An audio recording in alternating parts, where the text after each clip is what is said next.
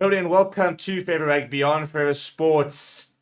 The team for the 2023 Rugby World Cup final has been announced by the Springboks. They've done it, people. They have only gone and done it.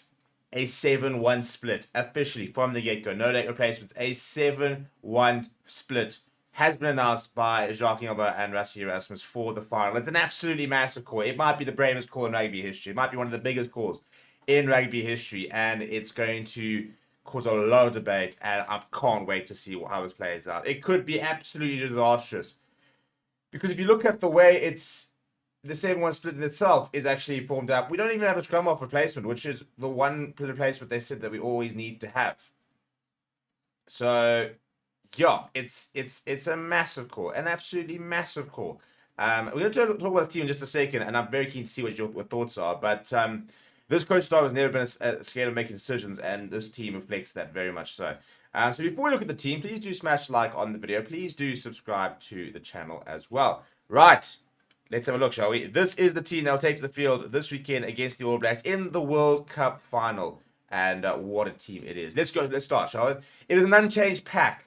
Stevie Kitsov, Bongi Manambi, and France Mulherby will pack down in the front row. In the second row, it will be Eben Etzebeth, Franco Mostert, then Seklisi, Piers Jeff the Toy, and Dwayne Muir. However, there are changes in the halfback pairing. Klerk comes in, as does Handré Pollard. Both of them, we expected them to start, considering the conditions and the way that they kind of came off last weekend to really good effect.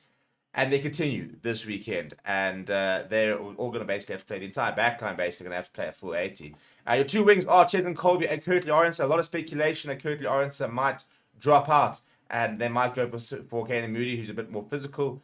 In the air, for example, that is not going to be the case. In the centres, it will be Damien Delendi and Jesse Creel. At fullback, it is Damien Willemse, who had a man in the match performance last time he took on France. And yeah, it's hopefully we see the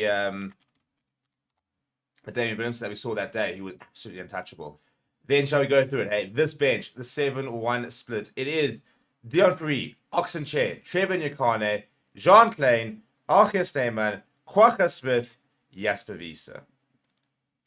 I mean, how is that for a bench? Billy LaRue closing it out as the final as the final man on the bench there.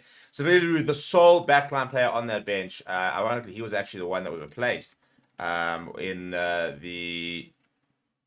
the game against New Zealand when we went for this first 7-1 split. So very, very interesting to see that we've gone with a 7-1 split and no scrum off. Cheslin Colby will be the man that would sort of slot in there if there was an issue, for example. It's a huge call though.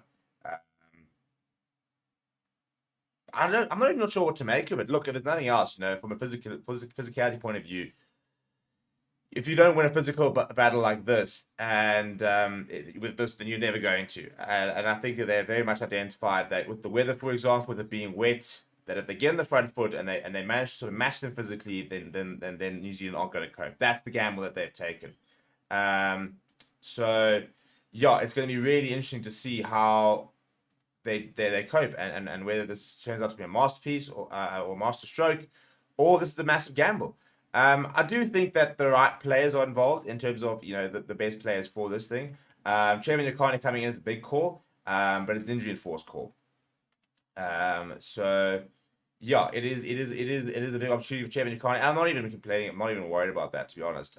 Trevor's world class. Very keen to see the Arthur Steyman and Jean Klein combination once again.